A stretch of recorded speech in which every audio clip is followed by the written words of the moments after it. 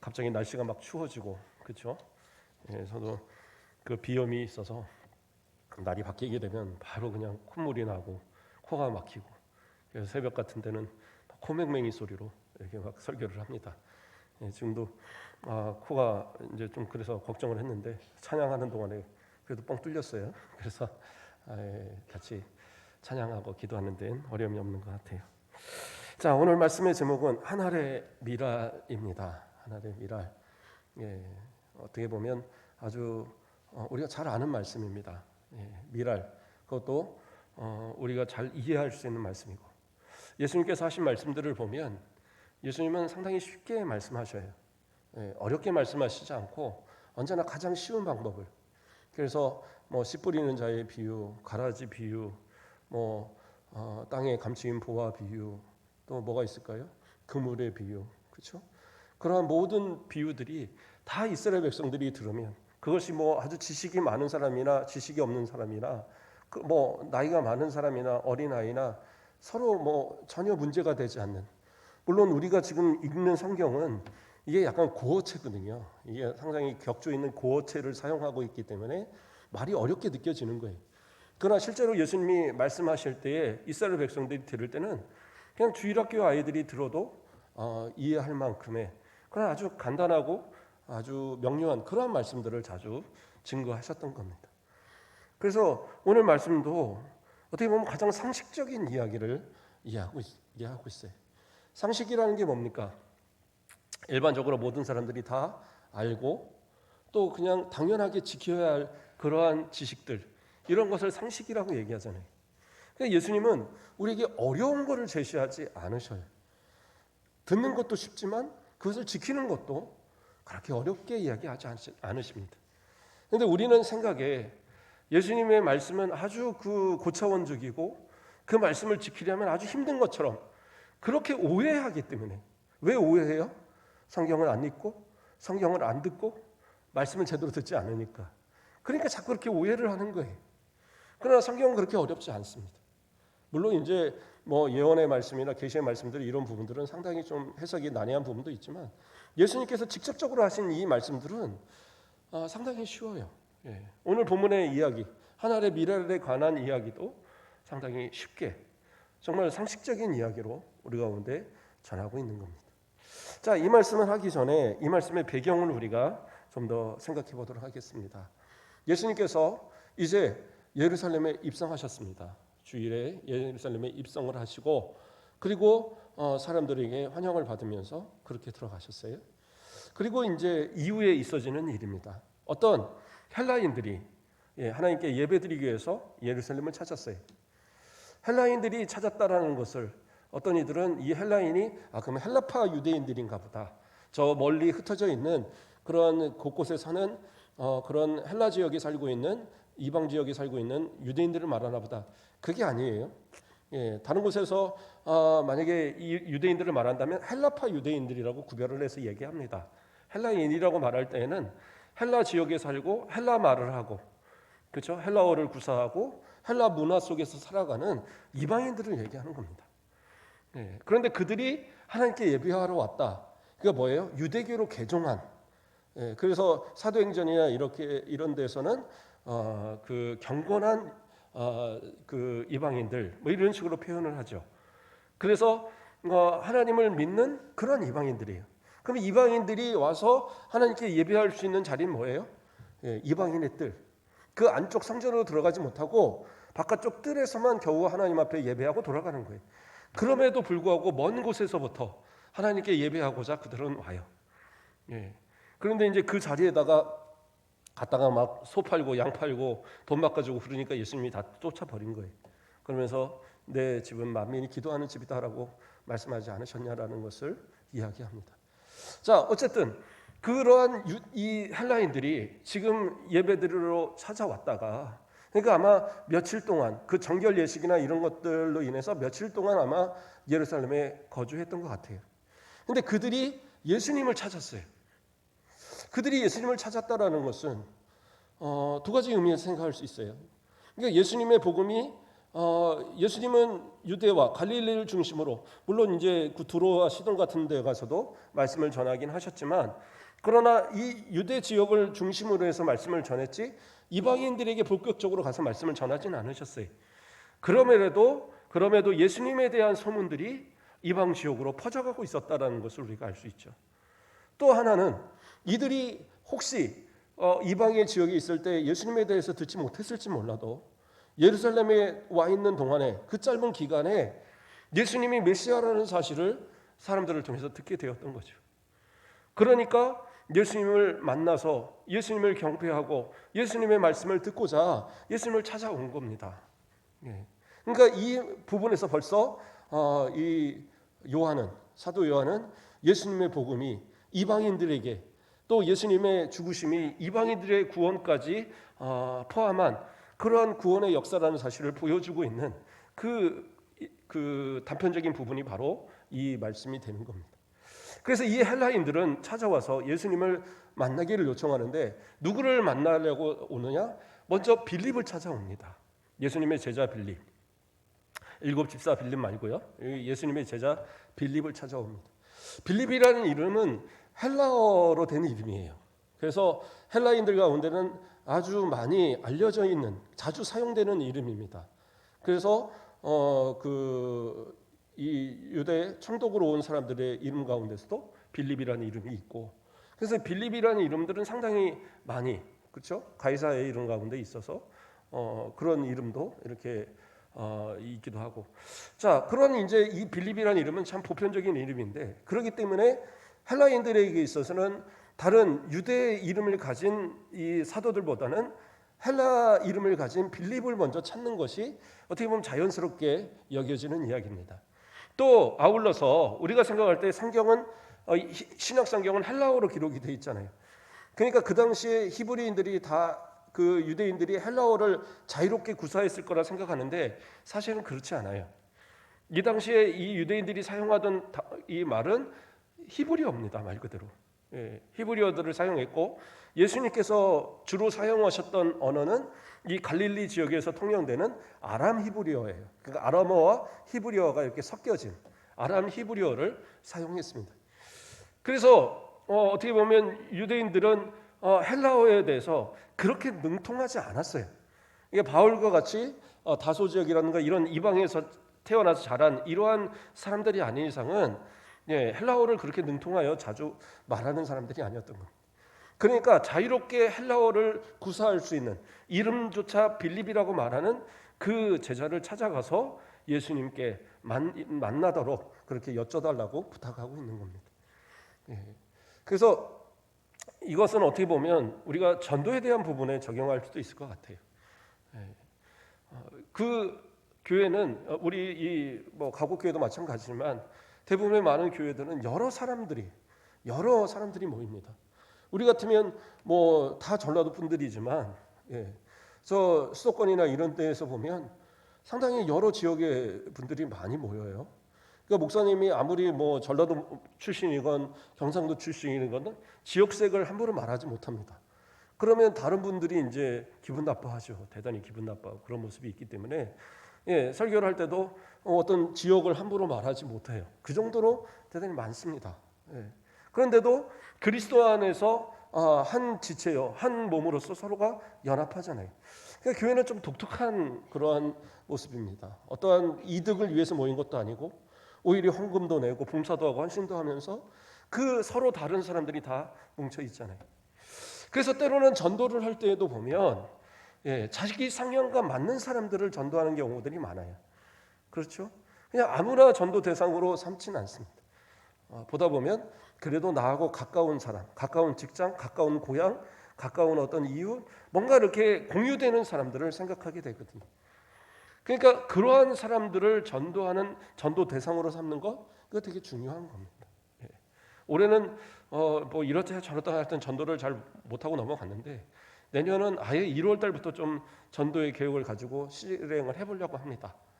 그렇게 해서 할 때 되면 전도 한번 이렇게 좀 써내라고 하면 뭐 그냥 이렇게 막 대충 아무나 써내지 말고 그런 것을 좀 고려했으면 좋겠어요. 내가 전도할 만한 대상이 누가 있을까라는 것을 깊이 생각하고 정말 가능성 있는 사람들을 이렇게 좀 써내고 기도하고 하는 그런 이제 과정들을 함께 하면 참 좋겠다라는 생각을 해봅니다.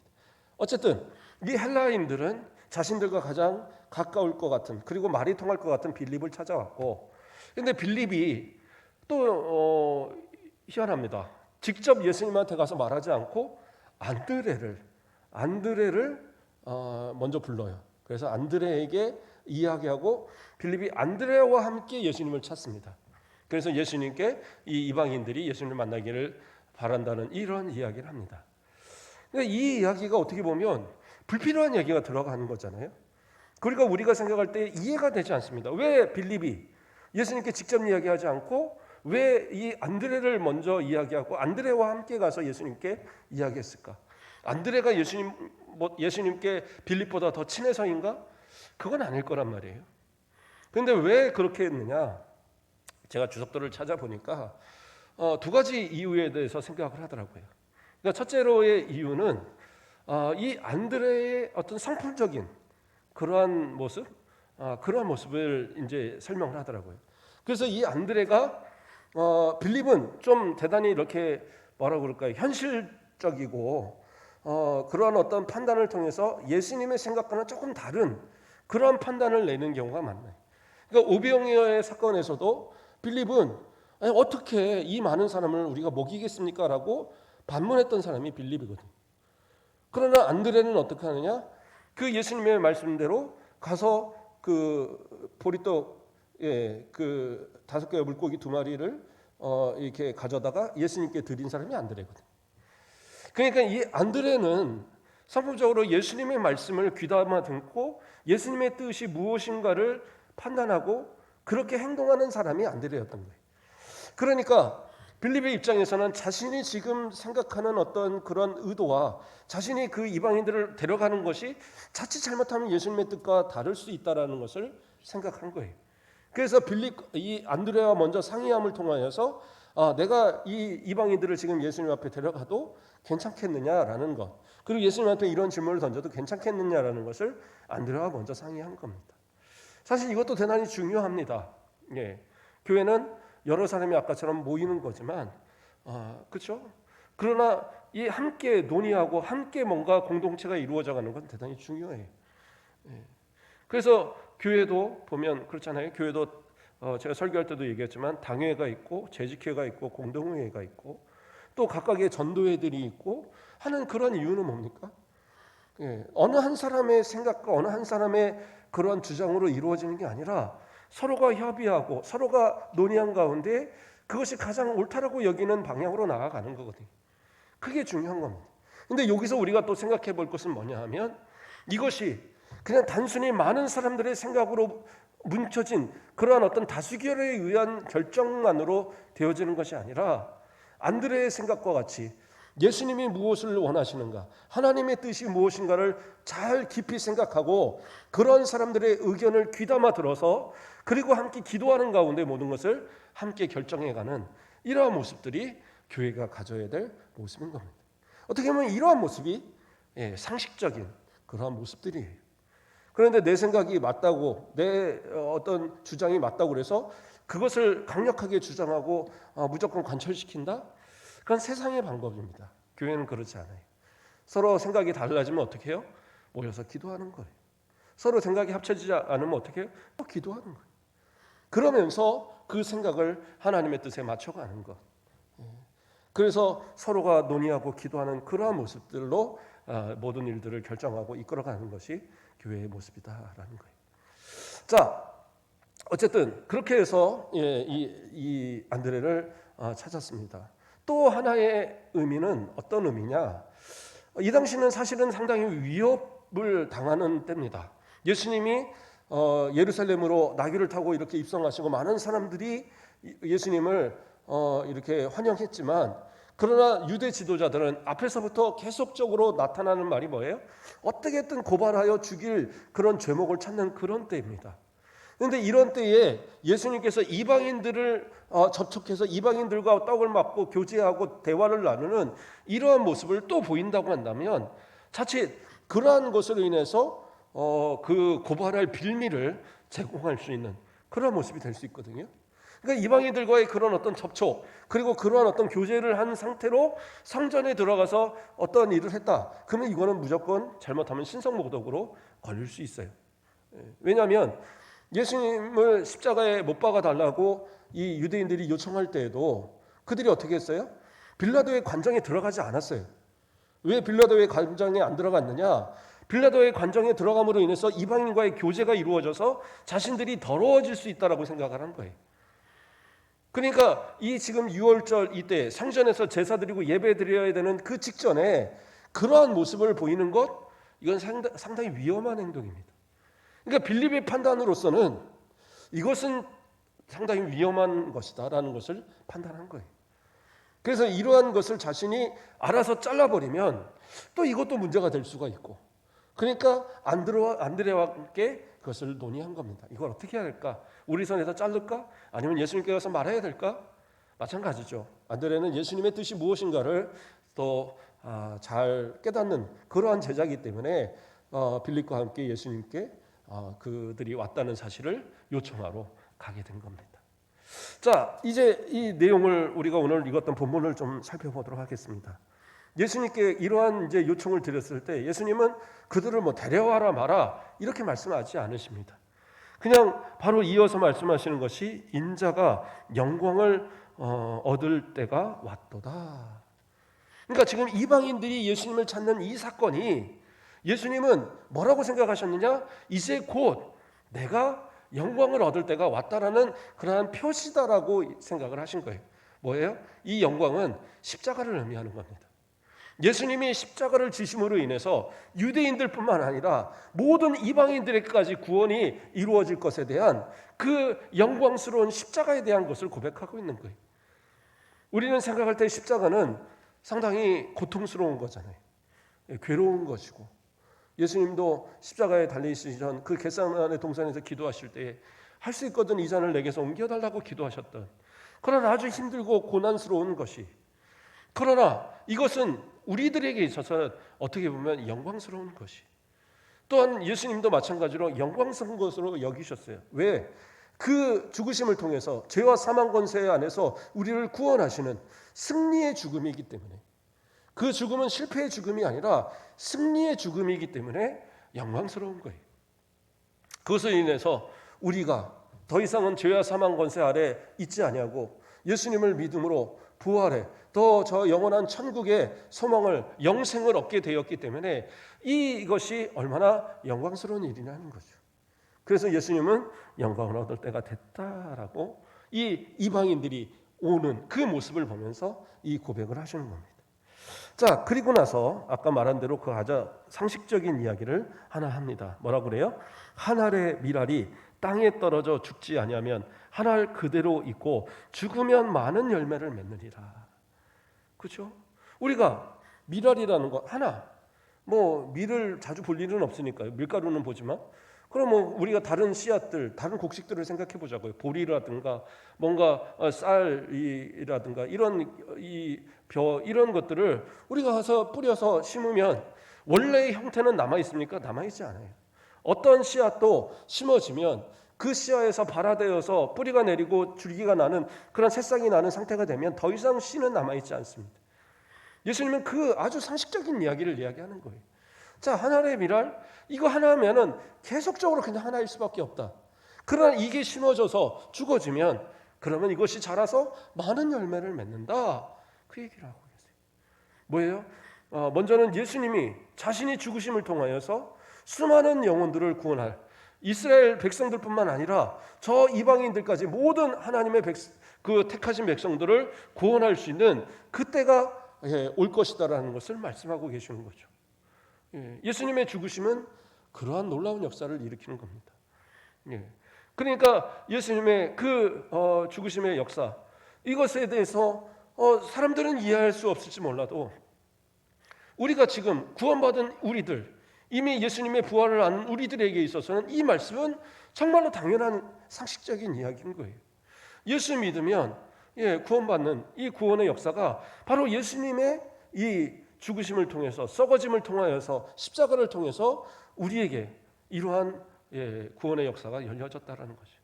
그래서 수많은 사람들이 예수님을 믿고 구원받은 이 일들이 이루어졌어요. 그런데 이 말씀은 또 하나의 의미를 갖습니다. 뭐예요? 바로 구원받은 그 많은 열매들, 그들도 결국에 뭐예요? 또 다른 미랄이 되어야 된다는 사실을 이야기하고 있는 겁니다. 그렇죠? 왜 우리 속담에 그런 말 있잖아요. 귀신 씨나락 까먹는다고. 그게 무슨 말이에요? 씨나락이 뭡니까? 봄에 뿌릴 씨를 얘기하는 거예요. 나락, 그 벽씨. 그걸 어떻게 해요? 아무리 농부가 배고프고 아무리 그래도 봄에 뿌릴 씨앗, 그거 모아놓은 이 나락은 먹지 않는단 말이에요. 창고에 그 높이 달아서 쥐도 잘 먹지 않도록 이 달아갖고 줄에 매달려서 그래갖고 딱 덮어갖고 그 바람 잘 통하게 놔뒀다가 그거 이제 봄에 되면 가져다가 뿌리는 거예요. 그래야지 거기서 싹이 나고 열매가 돼서 가을에 풍성한 열매를 거둘 수 있는데, 그렇죠? 근데 배고프니까 그 애들이, 집에 있는 애들이 가갖고 몰래 한 주먹씩 빼다 먹는 거예요. 한 주먹씩 갖다가 씹어 먹고 또 없고. 그러니까 나중에 보니까 어떻게 해요? 이 양이 너무 적은 겁니다. 그러니까 뭐예요? 귀신이 씨나가 까먹었나 보다. 이게 이제 이 얘기입니다. 그게 말도 안 된다는 얘기죠. 그래서 이런 것처럼 그 씨는 결국에 뭐예요? 결국엔 더 다른 많은 열매를 위해서 준비되어지는 겁니다. 우리와 저와 여러분도 마찬가지. 예수님이 하나의 미랄이 되어서 그 썩어짐을 통하여서, 죽으심을 통하여서 수많은 열매를 맺었던 것처럼 그 열매된 우리들도 어떻게 해요? 또다시 죽어짐으로 인해서 더 많은 열매를 맺는 것이 예수님의 뜻이라는 사실을 우리에게 보여주고 있는 거예요. 그러므로 예수님을 통해서 열매 맺는 구원받은 성도라면 당연하게 썩어지는 것은 당연한 겁니다. 그 다음 이야기에서 명확하게 얘기하시잖아요. 뭐라고 그래요? 25절에 자기의 생명을 사랑하는 자는 잃어버릴 것이요 이 세상에서 자기의 생명을 미워하는 자는 영생하도록 보존하리라. 뭐예요? 나는 끝까지 살아남아야 되겠다. 나는 끝까지 나는 잘 먹고 잘 살아야겠다. 그래서 나만 잘 먹고 나만 잘 되고 나만 위해서 산다? 그건 믿음 아니라는 거예요. 죽어라 나를 위해서 살아봐야 결국엔 나 하나 남는 거죠. 그래도 예수 믿어 구원받는다면 천국에 홀로라도 가겠지만 성경은 예수님은 분명히 얘기하시는 거예요. 그런 거 믿음 아니다. 물론 내가 열심히 전도하고 뭐 열심히 예수님 증거했는데도 믿는 사람이 안 나타나는 건 어쩔 수 없어요. 그러나 단 한 번도 내 입술로 예수 믿으시라는 고백 한 번이 나오지 않았다고 한다면 이거는 한번 생각해 보셔야 돼요. 오히려 내가 예수님 믿으라는 그 말이 부끄러워서 누구한테 감히 그러한 말조차 하지 못했다고 한다면, 나를 아는 사람들이 10년이 지났는데도 너 교회 다녀? 너 권사야? 아이고 나 몰랐네. 이러면 그거는 올바른 모습 아니다란 말이에요. 나랑 단 10분을 얘기해도 1시간을 얘기해도 당신 교회 다니시는군요. 목사님이시군요. 집사님이시군요. 권사님이시군요. 장로님이시군요. 말할 수 있어야 돼요. 그게 아니라고 한다면 우리는 한번 생각해 보셔야 됩니다. 내가 진짜 믿음의 사람인가? 내가 예수님을 통해서 열매 맺은 미랄인가 생각해 보셔야 돼요. 심각하게 생각해야 할 일입니다. 그래서 지금으로라도 우리는 바꾸셔야 돼요. 내 모습을 통하여서, 내 말을 통해서 내가 예수 그리스도를 믿는 사람이라는 것이 당당하게 드러나야 돼요. 예수 믿는다는 것이 부끄럽습니까? 부끄럽지 않잖아요. 자랑스러워야 되고 내 삶의 모습 속에서 예수님이 드러나는 것이 영광스러워야 돼요. 이것이 부끄럽고 이것이 드러낼까 두려운 모습이라고 한다면 내 삶이 올바르지 못하니까 그러겠죠. 거짓되고 불법과 탈법으로 물들어 있는 나의 모습이라면 과연 말하지 못하겠죠. 세상에 더러운 그러한 죄악으로 내가 살아가는 모습이라면 감히 예수님 이름 못 내겠죠. 그런 가운데도 예수님 이름 낸다? 그러면 더 나쁜 사람이죠. 제가 얘기했죠. 감옥 같은 데 가갖고 지가 잘못해서 가놓고도 어떤 목사님이 찾아가면서 괜찮으시죠? 좀 어떠세요? 예수님도 고난당하셨고 바울도 고난당했는데 저라고 이 고난 못 이기겠습니까? 택도 없는 얘기예요. 잘못했으면 죄에 받는 것이 당연한 거지.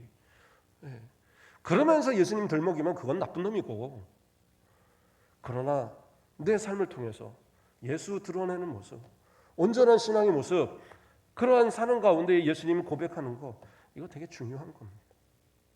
하늘의 밀알 땅에 떨어져 썩지 않으면 열매 못 맺어요. 근데 예수님 뭐라고 그러셨어요? 나를 따라오려고 하면 어떻게 해요? 26절에 사람이 나를 섬기면 나를 따르라 얘기하셨어요. 나를 따르라는 건 뭐예요? 나를 본받으라는 거예요. 예수님이 죽으신 것처럼 너희도 희생하라는 거예요. 희생을 두려워하지 말라는 거예요. 그러면 어떻게 해요? 많은 열매 맺을 거예요. 그냥 열매를 맺는 걸로 끝나는 것이 아니라 뭐예요? 25절에서도 끝에서 뭐라 그래요? 자기 생명을 미워하는 자는 영생하도록 보전하리라. 하나님께서 영생을 약속하시는 거예요. 구원을 약속하셔요. 예수님께서 구원을 약속하십니다. 뿐만 아니라 26절 끝부분에도 뭐라고 그래요? 나를 섬기는 자도 거기 있으리니 사람이 나를 섬기면 내 아버지께서도 그를 귀히 여기시리라. 하나님께서 예수님을 귀히 여기듯이 우리를 귀히 여겨 주신대요. 누구를? 예수님을 따르면, 예수님을 위해서 예수님을 섬기고 예수님의 말씀에 순종하는 그러한 모습들을 살아가면 그들은 분명하게 하나님께서 복 주시고 은혜 주시는 그러한 열매를, 풍성한 삶의 복도, 또 저 내세의 천국의 복도 다 소유하는 그러한 자들 되게 해주시겠다고 예수님께서 분명하게 말씀하고 계신 거예요. 아주 상식적인 이야기 아닙니까?